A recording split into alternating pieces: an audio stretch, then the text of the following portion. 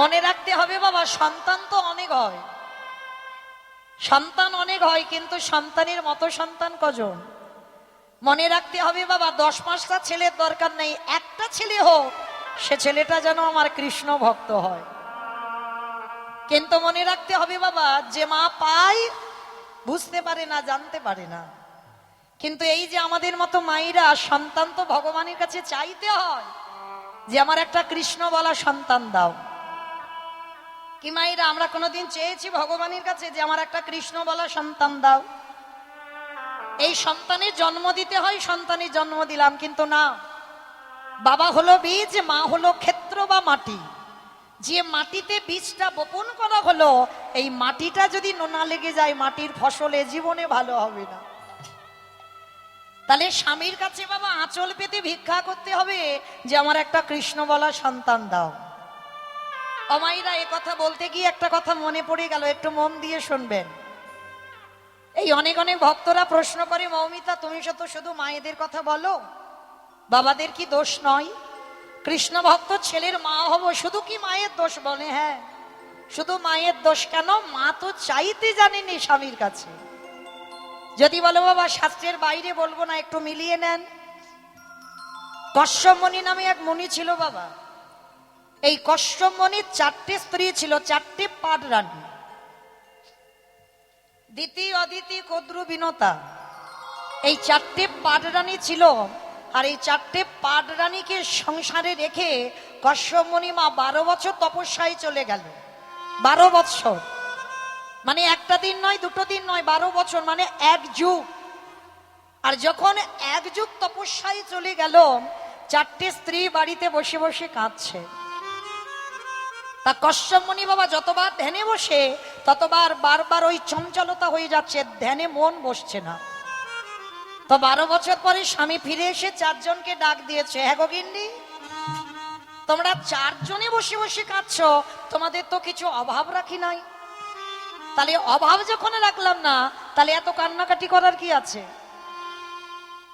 তো মায়েরা, নারী জীবনে যদি সব থাকে, একটা সুখ যদি না থাকে বাবা, সারা জীবন তাকে কাঁদতে হয়। বলো তো মা, সেটা কি? সন্তান। মা বলা সন্তান একটা লাগে। যা কিছু তার ধন সম্পত্তি টাকা পয়সা সব আছে, কিন্তু একটা যদি মা বলা সন্তান না থাকে, তার থেকে বড় দুঃখী মা পৃথিবীতে আর কেউ নেই। তো 4 জন রানী বলে উঠলো স্বামীকে, স্বামী আমরা 4 জনে মা হতে চাই। বাহ! কশ্যপ মুনি বলছে, দেখো আমি তো যোগী পুরুষ, আমি কারোর ঔরসজাত সন্তান দিতে পারবো না, তবে মনে রেখো আমার আশীর্বাদে তোমরা 4 জনে মা হবে।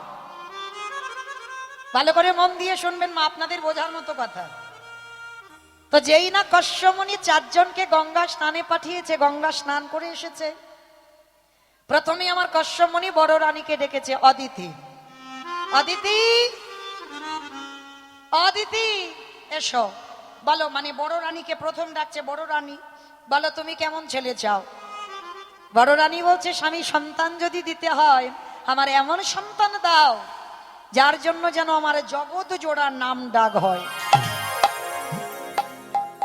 যেই না বলেছে জগৎ জোড়া নাম ডাক হবে, কশ্যপ মুনি মাথায় আশীর্বাদ দিল, হাত দিয়ে, তোমার গর্ভে যারা আসবে তারা হবে সবাই স্বর্গে দেবতা। দেবতাদের মা হলো মা অদিতি। এইবার মেজ রানীকে ডেকেছে, মেজ রানী, অদিতি এসো, আমার কাছে এসো, বলো তোমার বড় দিদিকে দিলাম, এবার তুমি কেমন সন্তান চাও? আর মনে রেখো মাইরা, এক নারী কিন্তু এক নারীকে হিংসে করে। কি মাইরা ভুল বললাম? একটা পুরুষ যদি একটা পুরুষকে হিংসা না করে, কিন্তু একটা নারী এক নারীকে হিংসে করে। তো বড় দিদির নেওয়া হয়ে গেল, এবার দিদি এসে বলছে, আমি আর কি নেবো বলো, তুমি তো ভালোটা বড় দিদিকে দিয়ে দিলে, আমার ভাগে আর কিছু আছে? আরে বাবা তুমি রেগে যাচ্ছ কেন? বলো না তুমি কেমন ছেলে চাও। ঠিক আছে, সন্তান যদি দিতে হয়, আমার গর্ভে এমন সন্তান দাও যেন বড় দিদির থেকে আমার ছেলেরা আরো দ্বিগুণ শক্তিশালী হয়। মানে এক নারীর হিংসায় পড়ে আজকে সন্তান চাইছে, দেখো চাইতে জানি না, তার জন্য তো আজকের এই দুর্দশা। কশ্যপ মুনি সঙ্গে সঙ্গে চমকে উঠেছে, দিতি, তুমি বড়দিদির হিংসায় জর্জরিত হয়ে তুমি আমার কাছে সন্তান চাইছো, বলশালী সন্তান। হ্যাঁ, আমার ওই রকম ছেলে লাগবে। আশীর্বাদ দিলাম, তোমার গর্ভে যারা আসবে তারা সবাই হবে স্বর্গের অসুর। এই যে মা মহালয়া দেখো তো দুর্গাপূজার সময়, ওই মহালয়ের সময় মা যে দেবতা আর অসুরদের যুদ্ধ হয় না, ওরা অন্য কেউ নয়, সব ভাই ভাই, বাবা একটা, মাগুলো খালি আলাদা। তাহলে মাগুলো যেমন ছেলে চাইছে বাবা তো তেমন সন্তান দেবে। তাই বা দুটো রানী হয়ে গেল। 3 নম্বরই রানীটাকে ডাক দিয়েছে, যার নাম হলো কদ্রুমা। সেজ রানী, এদিকে এসো, এদিকে এসো, বলো তুমি কেমন ছেলে চাও? আর সেজ রানী তো বাবা এমনি তো 3 নম্বরে, সে তো রেগে যেন মা চণ্ডী হয়ে আছে। মাথার কেশটা এলিয়ে দিয়েছে, পরনের বসনটা লুটছে, এলু থেলু বেশ। তাকে দেখে বাবা কশ্যপমণি নিজে ভয়ে থরথর করে কাঁপছে। দেখবেন বাড়ির কোনো কোনো গিন্নি যখন একেবারে রেগে যায় না, স্বামীও বসে বসে ভয়ে থরথর করে কাঁপে। তা কশ্যপমণির মতো ব্যক্তি কদ্রুর চেহারা দেখে বাবা ভয়ে থরথর করে কাঁপছে। এইবার কদ্রুমাকে বললো, বলো সেজ রানী তুমি কেমন সন্তান চাও? আমি আর কি চাইবো বলো, তুমি তো বড় দিদি মেজ দিদিকে ভালো ভালো দিয়ে দিলে, আমার ভাগে আর কিছু আছে? আরে বাবা তুমি রেগে যাচ্ছ কেন, বলো না তুমি কেমন সন্তান চাও। ঠিক আছে, সন্তান যদি দিতে হয় আমার গর্ভে এমন সন্তান দাও যাকে দেখে বড় দিদির সন্তান নয়, মেজ দিদির সন্তান নয়, গোটা পৃথিবীর মানুষ যেন আমার ছেলেকে দেখে ভয়ে থরথর করে কাঁপে। কশ্যপমণি আশীর্বাদ দেবে কি মা, দুম করে মাটিতে বসে পড়েছে। সর্বনাশ, তুমি এক নারীর হিংসায় জর্জরিত হয়ে তুমি এমন সন্তান চাইছো, বলশালী সন্তান নয়, তাদের জন্য নাম ডাক হবে না, তোমার ছেলেকে দেখে সবাই ভয় পাবে। হ্যাঁ, আমার ওই রকম ছেলে লাগবে।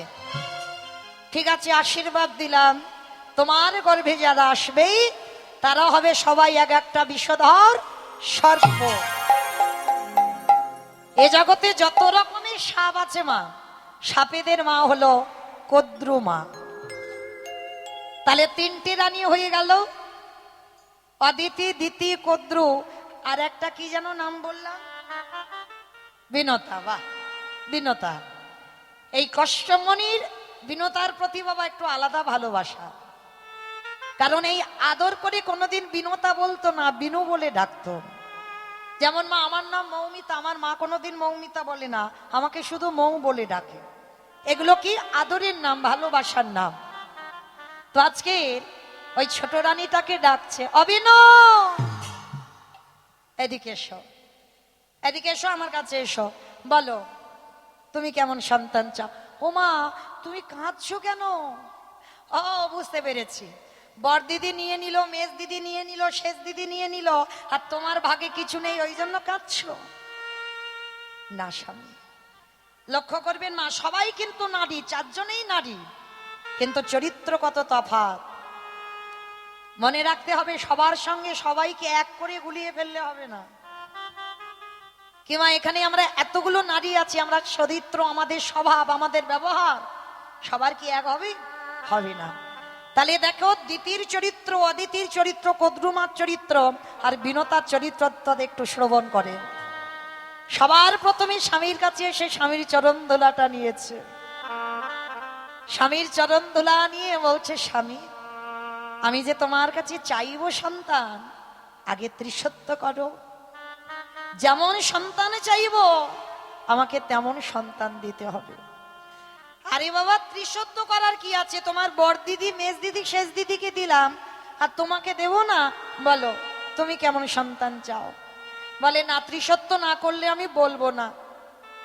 কশ্যপমণি ত্রিসত্য অঙ্গীকারে আবদ্ধ হলো। আর যখনই ত্রিসত্য করলো, বিনতা কেঁদে বলল, স্বামী গো তোমার চরণ ধুলা নিয়ে তোমার কাছে আমি আঁচলে পেতে ভিক্ষা চাইলাম। আমার বড় দিদির মতো সন্তান লাগবে না, মেজ দিদির মতো নয়, শেষ দিদির মতো নয়। ওগো স্বামী গো, আমার গর্ভে 10-5টা নয়, আমার গর্ভে তুমি একটা সন্তানে দিও, কিন্তু মনে রেখো সেই সন্তানটা যেন কৃষ্ণ কৃষ্ণ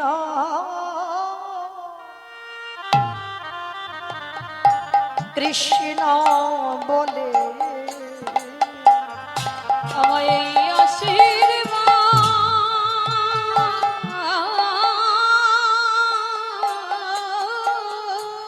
হরি বল হরি বল। আমায় এই আশীর্বাদ করো স্বামী, সে যেন কৃষ্ণ কৃষ্ণ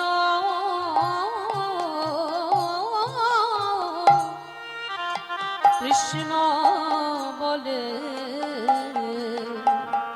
কশ্যপ মুনি যখনই শুনছে, ছুটে গিয়ে বিনতাকে ধরে বলল, বিনু গো, তুমি আমার বউ নও, তুমি আমার স্ত্রীও নও,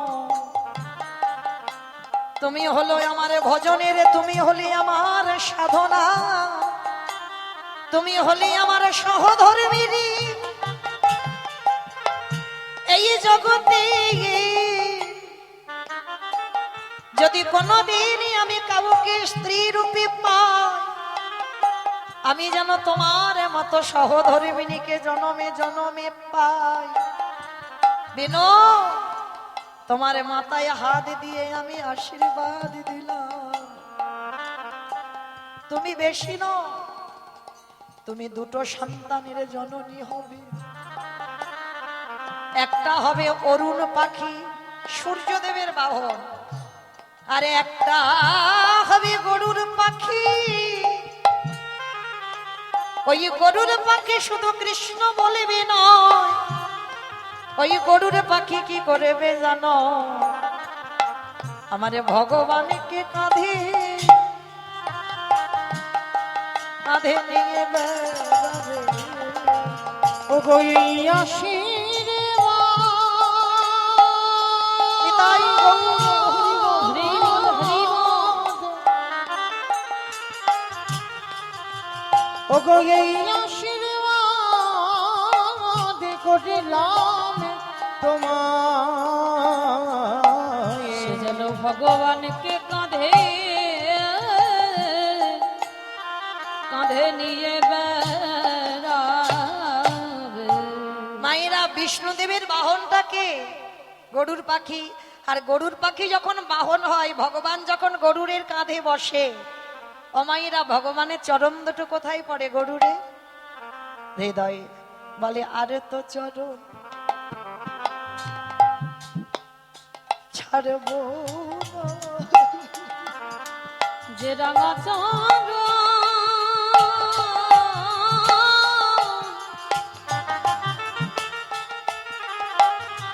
এই রাঙা চরণ যখন হৃদয় ধরেছে,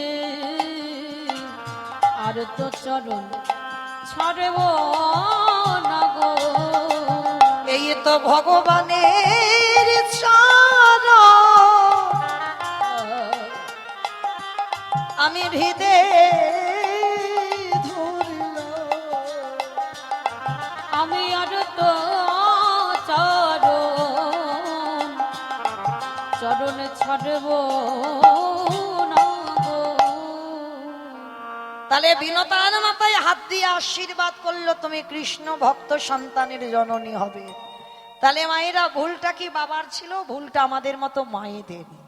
আমরা তো সন্তান চাইতে জানি না, তাই তো আজকের আমাদের মতো নারীদের এই দুর্দশা হয়। একটা নেতাজি হয় না, একটা বিবেকানন্দ হয় না, একটা রবীন্দ্রনাথ হয় না, একটা বিদ্যাসাগরও হয় না। কেন? আমাদের মাটিগুলো ভালো নয়, তাই তো বাবা সন্তানের ভালো সন্তানের জননী হতে পারছি না। কিন্তু যে সন্তান আজকের এই যে অনুষ্ঠানের আয়োজন করেছে, এমন কৃষ্ণ ভক্ত সন্তান পাওয়া জগতে বড় দুর্লভ। এত খরচ করেও ভগবত সেবার জন্য আজকের কোনো ক্লান্তি নেই। তো আশীর্বাদ করেন যেন মৃত্যুর আগের দিন পর্যন্ত এইভাবে গৌর গোবিন্দ চরণে মন মতি থাকে। নিতাই গৌর প্রেমানন্দে হরি বল, হরি বল। তো চলো মাইরা, আজকের আমরা সবাই একটুখানির জন্য যাব শ্রীধাম নদিয়া নবদ্বীপ ধাম। কি মাইরা সবাই যাবেন তো? আমার একটু হ্যাঁ হু বলেন। মানে এমন লাইট দিয়েছে তো কাউকে আমি আর দেখতে পাচ্ছি না, বাপরে বাপ, হরি বল। তো যাই হোক, আমি একাই গাইছি, আমি কাউকে নিয়ে গাইছি না, কাউকে দেখতেই পাচ্ছি না। তো যাই হোক, তো মাইরা আজকে সবাই আমরা চলো একটু নবদ্বীপে গিয়ে দেখব সেই সত্য যুগে নারায়ণ, ত্রেতা যুগে রাম, দাপরে কৃষ্ণ, আর কলিতে হলো শ্রীকৃষ্ণ চৈতন্য মহাপ্রভু। তাহলে প্রভু যেদিন নদিয়ায় এলো, নদিয়ার ভাবটা কেমন ছিল জানো? আজ নদী গা উদয়গিরি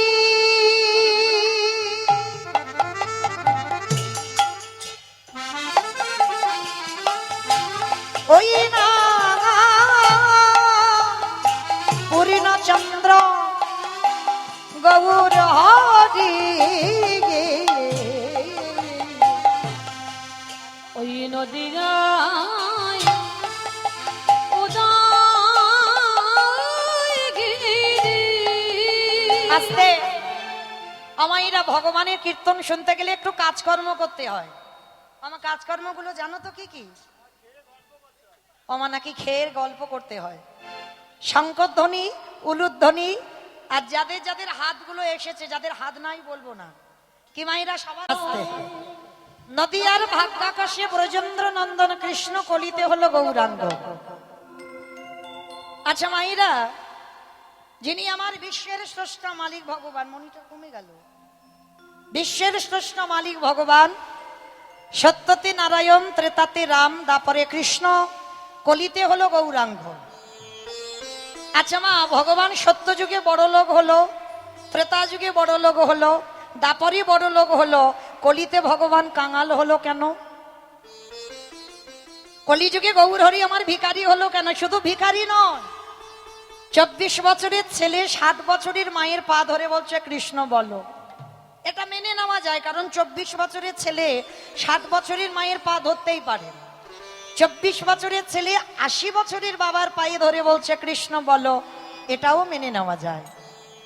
কিন্তু সেই 24 বছরের ছেলে কিনা বিশ্বের স্রষ্টা মালিক ভগবান, তিনি আজকে ধুলাই গড়াগড়ি দিয়ে বলবে কেন তোরা কৃষ্ণ বল?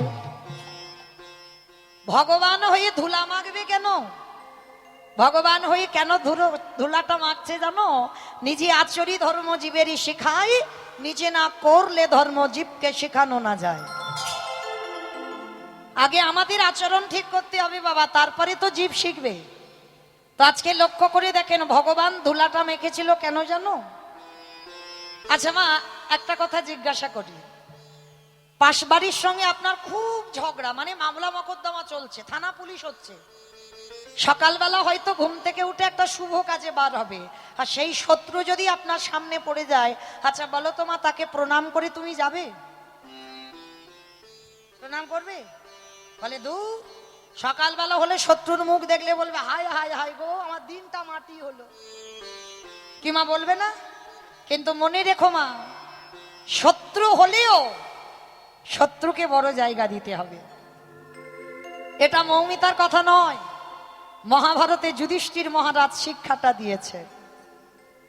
যারা মহাভারত জ্ঞানী, যারা শাস্ত্র পড়েন, একটু তাকিয়ে দেখেন, লক্ষ্য করেন, মহাভারতে কুরুক্ষেত্রের মাঠে যুদ্ধ হবে, প্রারম্ভে মানে যুদ্ধে যাওয়ার আগে ভগবান কৃষ্ণচন্দ্র ডাকছে, যুধিষ্ঠির দাদা,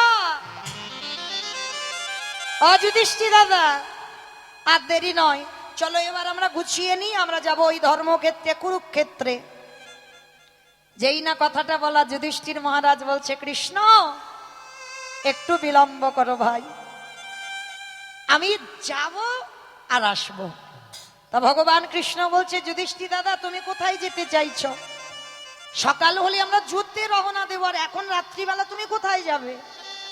বলে জানো দাদা, আমি একবার একটুখানির জন্য আমি আমার বড় মার কাছে যেতে চাই। মায়েরা, যারা তত্ত্বজ্ঞানী, যারা গ্রন্থ পড়েন বা শোনেন, যুধিষ্ঠির মহারাজের বড় মাটাকে গান্ধারী, 100 ছেলের মা। যেই না বলেছে গান্ধারীর সঙ্গে দেখা করব, ভগবান কৃষ্ণ চমকে উঠেছে। যুধিষ্ঠির দাদা, সকালে যুদ্ধে যাবে আর তুমি যে আজকে রাত্রিবেলা তুমি বড় মার কাছে যাবে কেন দাদা? বলে কৃষ্ণ, আমি বড় মার কাছে এই কারণে যাব, কিছুক্ষণের জন্য গিয়ে আমার বড় মার পদধূলাটা নিতে চাই। অসম্ভব, অসম্ভব। যে বড় মা জীবনে তোমার ভালো চাইল না, যে বড় মা সারা জীবন তোমার অমঙ্গল চাইল, যে বড় মা ঠাকুরের কাছে মানত করে কবে পাণ্ডবরা নিধন হবে, আর তুমি কিনা আজকে সেই বড় মাকে প্রণাম করবে? যুধিষ্ঠির মহারাজ বলল, কৃষ্ণ, এইটা অন্য কেউ বললে মানতাম, কিন্তু তোর মুখে সাজে না ভাই। কেন জানিস? কারণ আমি আস্তে আস্তে আমি জানি আমার বড় মা ভালো নয়, আমার বড় মা আমার খারাপ চায়, কিন্তু কৃষ্ণ, আমি তো আমার বড় মার অমঙ্গল চাই না।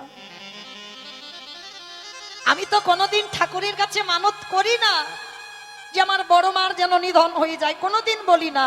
আর কৃষ্ণ, আমার বড় মা যে আমার মায়ের থেকেও বড়, আর আমি যদি যুদ্ধে যাবার আগে সেই বড় মার পদধূলা না নিই, কৃষ্ণ, কোনোদিন আমি শুভ কাজে গিয়ে আমি কোনোদিন জয়ী হতে পারবো না। কৃষ্ণ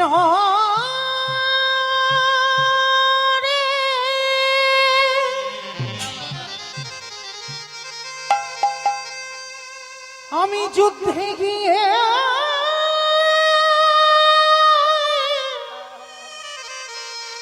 যদি ফিরে না আসি, কৃষ্ণ, তবে আমার বড় মার চরণে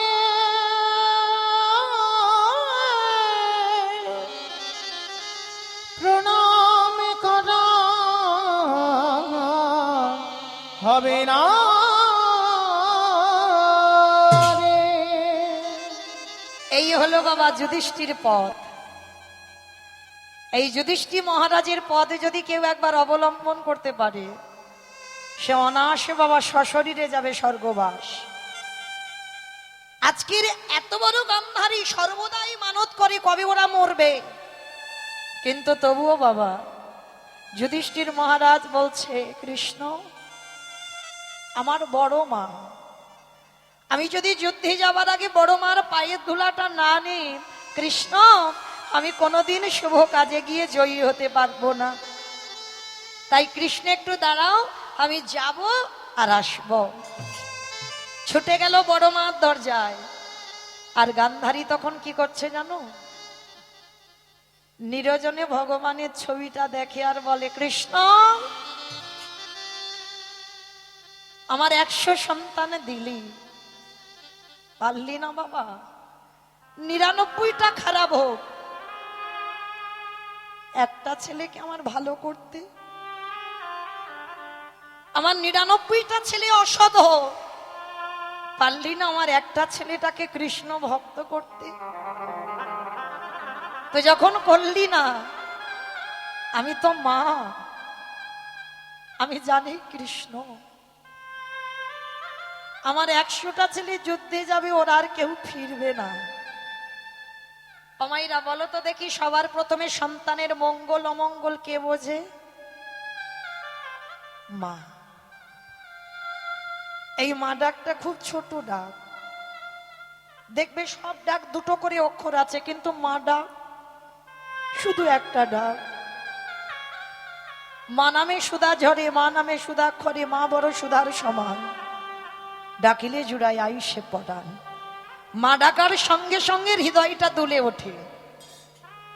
সেই গান্ধারী বসে বসে কাঁদছে, আর সেই সময় বংশের বড় ছেলে যুধিষ্ঠির দরজায় গিয়ে ডাকছে, বড় মা, বড় মা।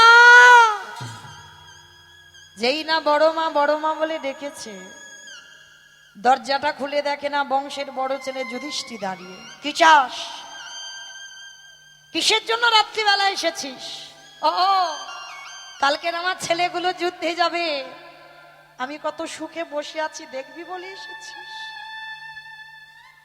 না বড় মা, আমি তোমায় কষ্ট দিতে আসিনি। তাহলে কেন এসেছিস আমার কাছে? পালিয়ে যা, এক্ষুনি যদি আমার দুর্যোধন দেখে তোকে এক্ষুনি বধ করে দেবে। যুধিষ্ঠির বলছে, না বড় মা, পারবে না। কেন জানো? এখন আমরা ভাই ভাই আছি, এখনো শত্রু হইনি। ওরা যেদিন 100 জন,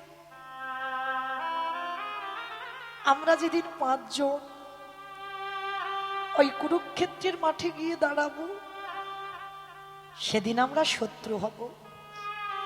আজকে তো শত্রু নই। কি চাস? কেন এসেছিস আমার কাছে? বড় মা, জীবনে তো তোমার কাছে কিচ্ছুটি চাইনি, আজ আমি তোমার কাছে একটা জিনিস চাইবো, তুমি দেবে। বল কি চাস? যদি আমার সাধ্যের মধ্যে হয় আমি তোকে দেব। আছে বড় মা, তোমার সাধ্যের মধ্যে আছে, তুমি খালি একবার বলো তুমি আমায় দেবে। ঠিক আছে, যদি আমার মধ্যে থাকে আমি তোকে দেব। বল কি চাস? হগো বড় মা,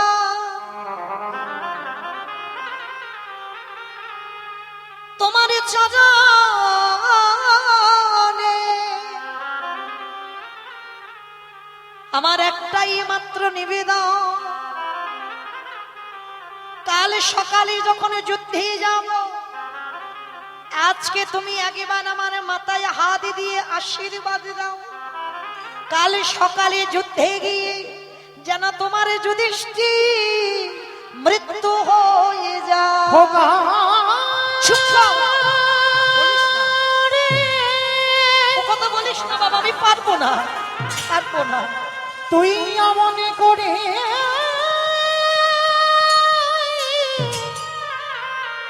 বলিস না,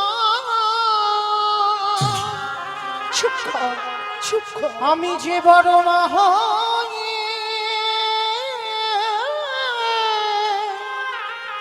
শহীদে পারে না। যেই না বলেছি তুমি আমার মাথায় হাত দিয়ে বলো কালকে যুদ্ধে যেন আমার মৃত্যু হয়, আমার কোনো মা পারবে? এই যে আপনারা এতগুলো মা হয়েছে বসে আছেন, আমিও একজন মা।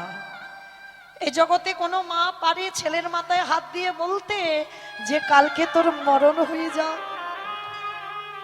গান্ধারী চমকে উঠলো, পারবো না, ওই আশীর্বাদ দিতে পারবো না। কেন বড় মা? তুমি তো সব সময় ঠাকুরের কাছে বলো যেন আমার যুধিষ্ঠির মৃত্যু হয়, তাহলে আজকের আমি যখন চাইছি তুমি কেন দেবে না? ওরে খোকা রে, যে বড় মা জীবনে তোর ভালো চাইলো না, যে বড় মা সারা জীবন তোর অমঙ্গলে কামনা করেছে, যে বড় মা ঠাকুরের কাছে মানত করে বলেছে কবে 5 জনের মৃত্যু হবে, সেই বড় মা জীবনে প্রথমবারে তোর মাথায় হাত দিয়ে ওরে খোকায় আমি তোরে আশীর্বাদ দিলাম, ওরে যথা ধরে মা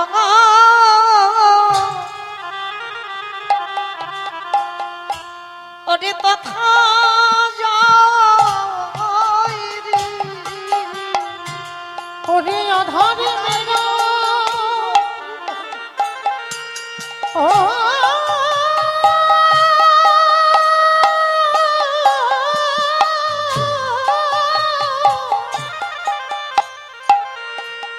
ওরে আধারে মেরা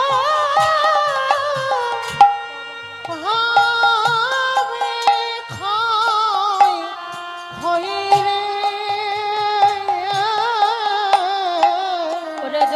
ধর্ম তথা যাই রে ওরে খোকারে ওরে খোকা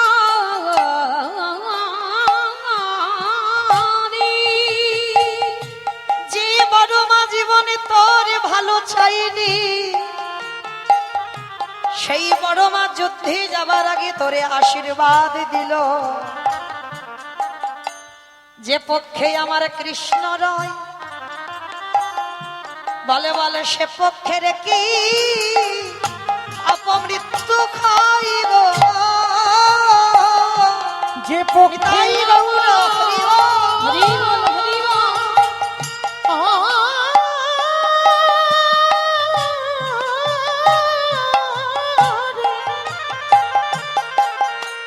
যে পক্ষে আমার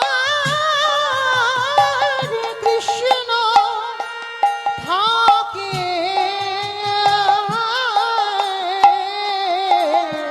বলো সে পক্ষের কি অপমৃত্যু হয় গো। এই জগৎ সংসার মাঝে যে একেবারে কৃষ্ণ চরণ আগলে ধরি, এই পার্থিব জগতে তারে কেউ কিছু করতে না রে, কারণ ভগবানের চরণে যে আঁকড়ে ধরে তারে কি গতি হয় জানো, তারে অনায়াসে মুক্তি খাইব।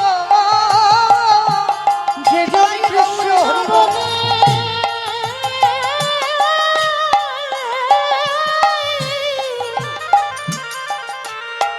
একেবারে কৃষ্ণ বলে কাঁদিতে পারে,